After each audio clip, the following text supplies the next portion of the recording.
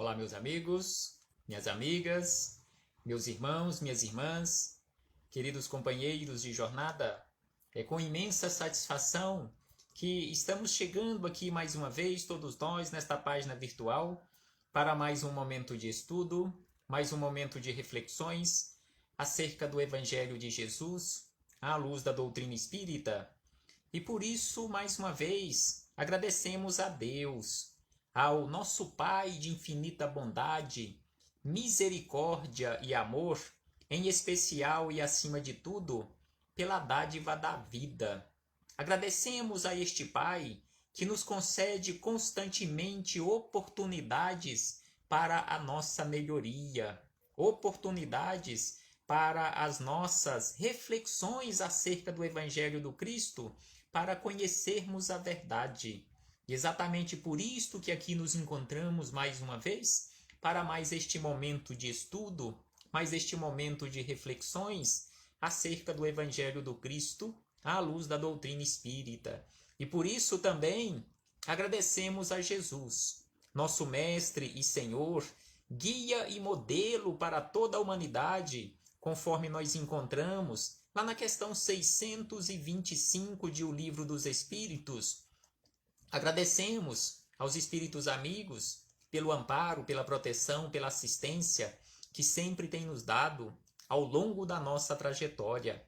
E não podemos deixar de agradecer imensamente a todos vocês, irmãos e irmãs de jornada, que constantemente estão aqui conosco para juntos estudarmos o Evangelho do Cristo. Sejam todos bem-vindos, sejam todas bem-vindas em nome do Senhor Jesus e que possamos aproveitar da melhor maneira possível estes minutos que nos foram reservados no relógio da eternidade. E agradecemos a presença de todos, agradecemos pelos compartilhamentos, agradecemos pelos comentários, porque assim todos vocês e todas vocês estarão e estão constantemente nos auxiliando na divulgação do Evangelho de Jesus, na semeadura do Evangelho do Cristo. E hoje, aqui nos encontramos para estudarmos mais um capítulo do livro Palavras de Vida Eterna, de autoria do Espírito Emmanuel, em parceria com Chico Xavier. E hoje estudaremos o capítulo de número 62, que tem como título No Campo do Verbo. E Emmanuel nos traz, para início destas reflexões, palavras de Paulo, em sua epístola ao seu discípulo amado Tito, o capítulo 2, o versículo 1, em que Paulo, escrevendo a Tito, disse da seguinte maneira: Tu, porém, fala o que convém à sã doutrina. Então aqui são palavras de Paulo sobre a vigilância no nosso falar. Mas antes de começarmos aqui as reflexões com Emmanuel, com Chico Xavier, com Paulo de Tarso, com Jesus de Nazaré, faremos mais uma vez leitura do livro Pai, Perdoa-lhes, de autoria do Espírito Irmão José, em parceria com Carlos Bacelli. E a mensagem também é no capítulo 62, que tem como título Eis a Sentença. E aí, irmão José nos fala da seguinte maneira: se não queres perdoar, este livro é todo dedicado, todas as mensagens, são 101 mensagens acerca do perdão. Então esta número 62 também é acerca de perdão. Então ele nos fala desta forma: se não queres perdoar, não esqueças os rígidos preceitos morais que perante a vida traças para a tua conduta doravante. Então aqui, irmão José nos lembra que se nós não quisermos perdoar, nós estaremos sim, e não podemos esquecer disto, que estaremos traçando para nós mesmos rígidos preceitos morais perante a vida. E aí ele acrescenta que quando nós não perdoamos, nós estaremos naturalmente obrigados a não mais cometer erro algum. Então, quando nós nos arvoramos nesta condição de não perdoar, nós nos colocamos na condição daquele que não erra. Porque se você não erra, você não tem a obrigação de perdoar.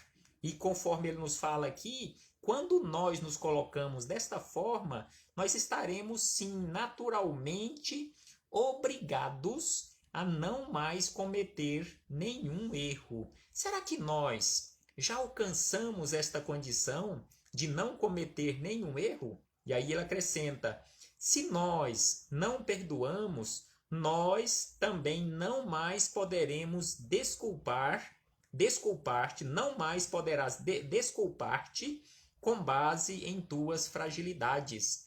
Então, se nós não perdoamos, nós perdoamos aos outros, nós também não poderemos nos perdoar devido às nossas fragilidades ou às nossas falhas. E aí ele acrescenta que se nós não perdoamos, não mais te será lícito esperar pela menor compreensão de quem quer que seja. Então, assim, conforme ele nos fala, logo no primeiro parágrafo, assim é o comportamento, ou deveria ser o comportamento, daquele que diz que não perdoa. Porque quando nós não perdoamos, não podemos esquecer, sim, não podemos esquecer os rígidos preceitos morais que a vida nos traçará. Então, se nós não perdoamos, não podemos esperar dos outros também a prática do perdão para conosco. Nem mesmo, aí ele nos fala que se nós não perdoamos, nem mesmo da misericórdia divina terás o direito de reivindicar indulgência. Então aqui ele nos chama a atenção que se nós não perdoamos, nem mesmo de Deus não podemos esperar indulgência, não podemos esperar misericórdia, não podemos esperar o perdão. E ainda acrescenta que nos deslizes que vieres a cometer, arcarás com todos os seus agravantes, porque a ninguém ouviste na defesa de quem sumariamente censuras por inútil, não contarás com advogado que se disponha a argumentar em teu favor. Então, se você não perdoa, se eu não perdoo, eu não tenho o direito de ter nenhum advogado a meu favor para me defender, porque eu não pratico isto também. Eu não defendo os outros, eu não perdoo. E aí ele encerra dizendo: não estranhes. Se você se comporta assim, não estranhes, pois, se na apreciação de tuas atitudes o peso da lei vier a cair sobre ti com todo o seu rigor, sem que possas recorrer da sentença proferida. Então, se você não perdoa, se eu não perdoo, não podemos esperar algo diferente. Então, ele nos chama a atenção: não estranhes. Se você se comporta assim, não estranhes, pois, se na apreciação de tuas atitudes o peso da lei vier a cair sobre ti com todo o seu rigor. Então é preciso que aprendamos a praticar o perdão na nossa vida, o perdão para conosco, o perdão para com os outros, para com os nossos companheiros de jornada. E aí chegamos, depois dessas belíssimas reflexões com o irmão José, chegamos aqui nas palavras de Emmanuel.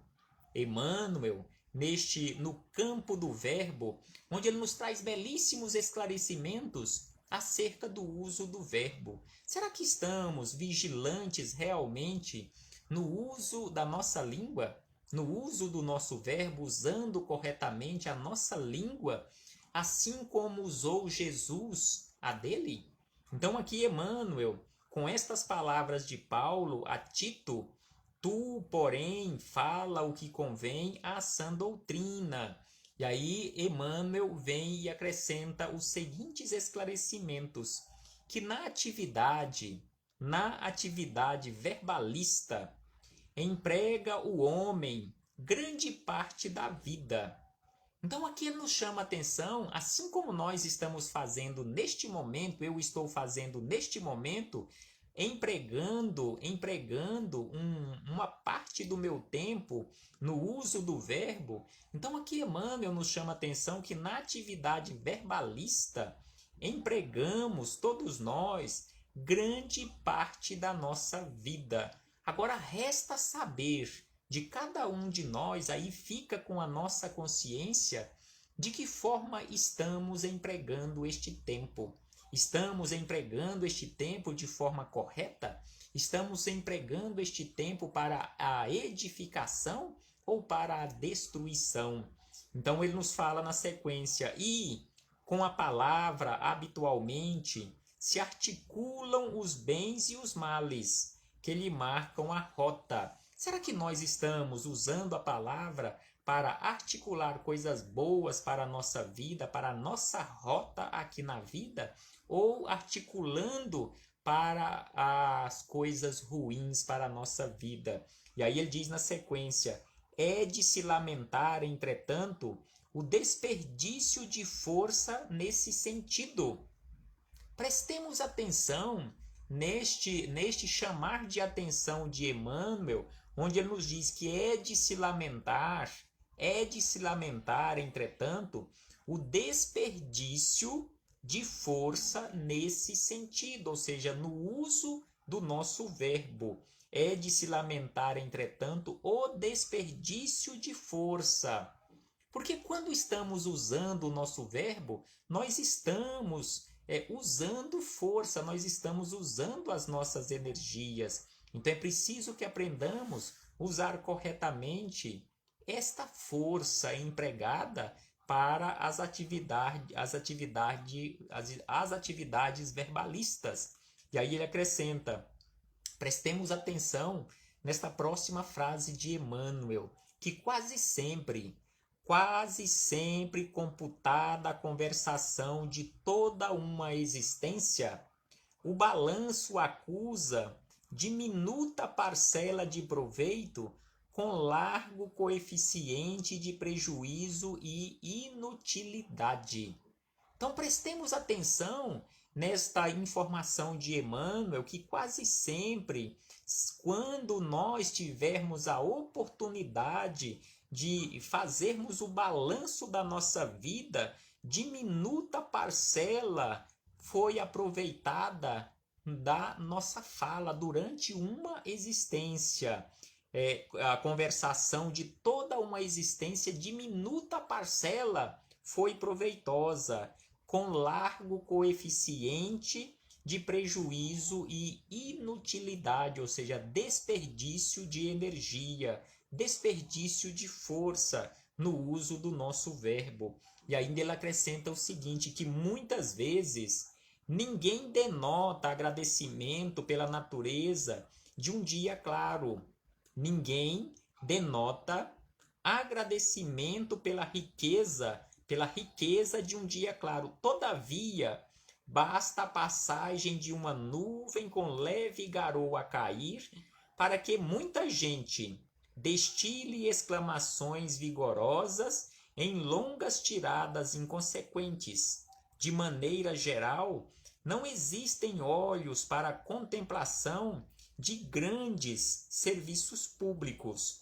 No entanto, vaga incerteza do trabalho administrativo gera longos debates da opinião. Então aqui ele nos chama a atenção sobre o nosso comportamento em relação à natureza, que via de regra nós não observamos um dia belíssimo, a claridade do sol, mas dependendo da atividade que estejamos desempenhando, que precisamos da luz do sol, do calor do sol, uma nuvem com uma leve garoa já será o suficiente para começarmos a reclamar.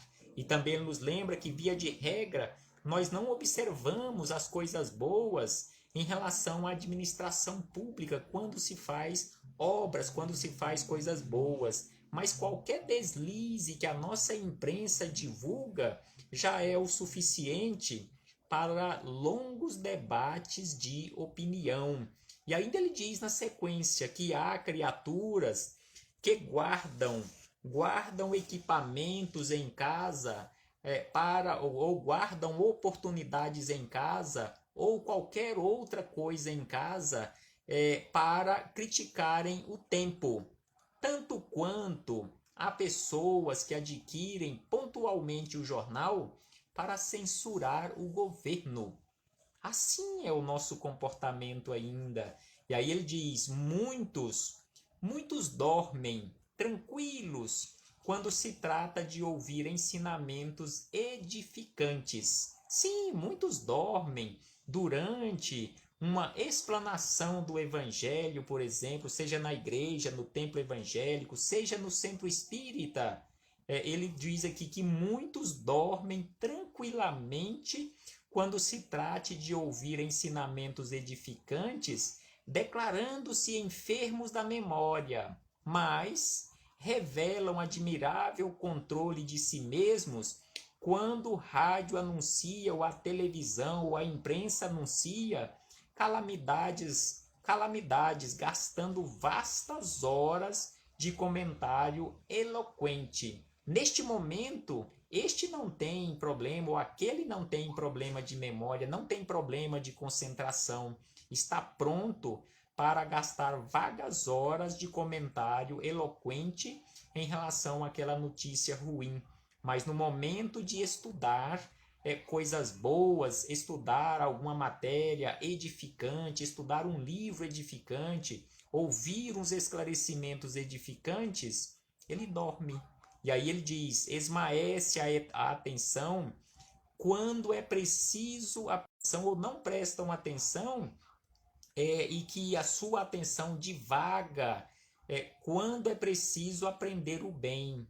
Mas quando é coisa do mal, aí ele presta maior atenção e ainda passa adiante. E aí ele diz ainda que o mundo em si é sempre um parlatório de proporções gigantescas, onde as almas se encontram para falar, combinando fazer. Então aqui ele nos fala que nós aqui na Terra estamos aqui e nos encontramos aqui na Terra para conversarmos e fazermos coisas boas em especial. Mas é preciso que façamos esforços constantemente, é preciso que tenhamos a nossa vigilância constante para realmente cumprirmos as nossas tarefas. E aí ele diz que raras no entanto, ou seja, raras criaturas, no entanto, conversam para ajudar.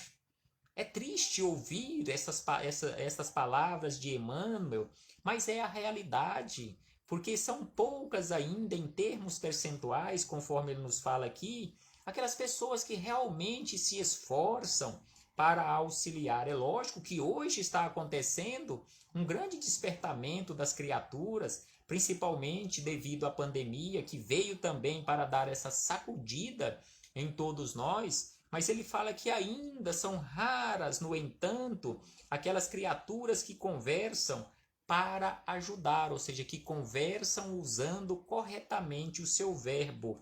E aí ele diz ainda: desborda-se a maioria no espinheiral da reprovação, no tormento da inveja, na fogueira da crítica ou no labirinto da queixa. Então aqui ele nos fala que enquanto são raros aqueles que usam o verbo para ajudar, são muitos, a maioria estão aí numa condição de um verdadeiro espinheiral da reprovação, do tormento da inveja, da fogueira da crítica ou do labirinto da queixa. E aí Emmanuel ainda nos esclarece mais da seguinte maneira: que para nós outros, ou seja, os desencarnados, aqui Emmanuel se inclui, para nós outros, no entanto, o Evangelho é seguro na advertência.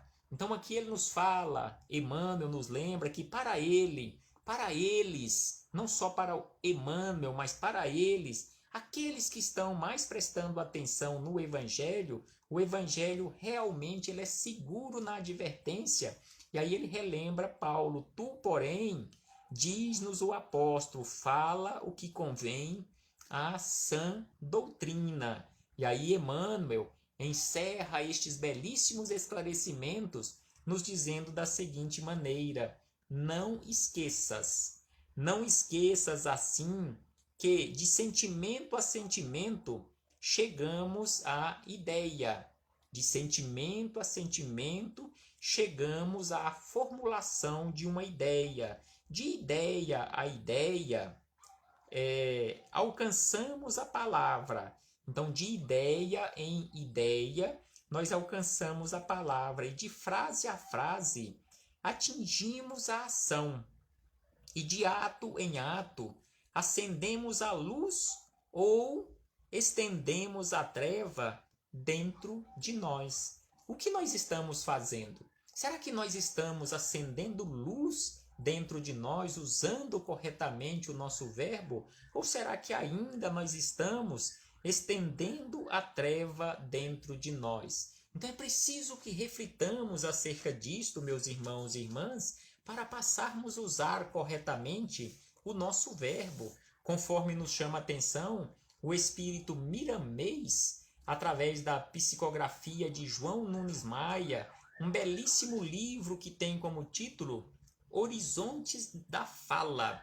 Horizontes da Fala faz parte de uma trilogia belíssima também, que tem outros 2 livros, Horizontes da Vida e Horizontes da Mente. Então, neste livro, Horizontes da Fala, no seu capítulo 2º, Miramês anotou da seguinte maneira, em um parágrafo, sobre o cuidado que precisamos ter em relação ao uso do verbo. Então, Miramês, abrindo este parêntese aqui com Miramês, ele nos diz da seguinte maneira, de uma forma rápida para encerrarmos as nossas reflexões. Então, Miramês diz: vigia o teu falar, como fazes com o teu filho recém-nascido. Vigia o teu falar, como fazes com o teu filho recém-nascido. Vigia a tua fala, como costumas fazer com o teu salário de difícil aquisição. E ainda, vigia a tua pronúncia ou o teu falar, como observas o que comes todos os dias.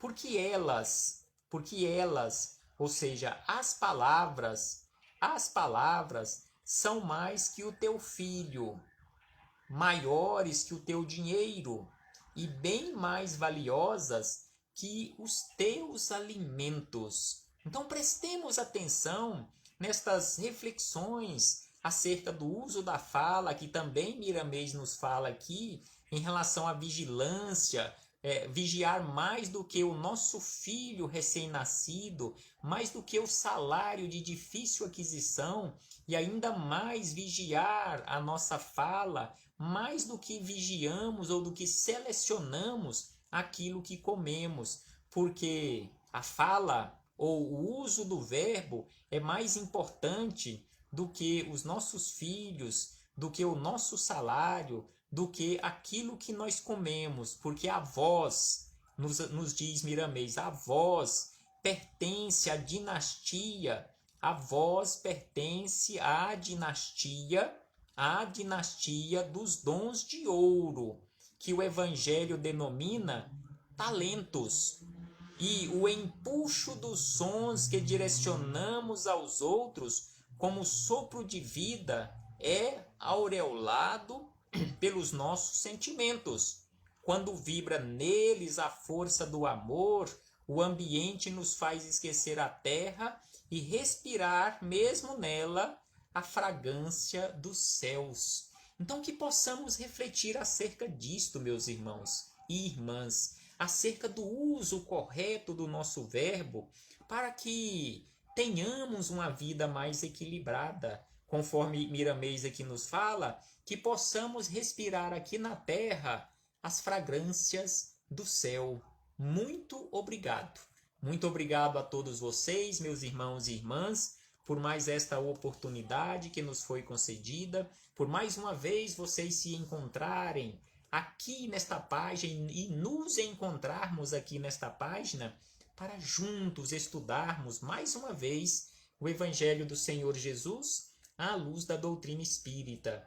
Um abraço fraternal em nome do Cristo e até a próxima oportunidade, se assim o Pai nos permitir. Até breve, meus irmãos e irmãs.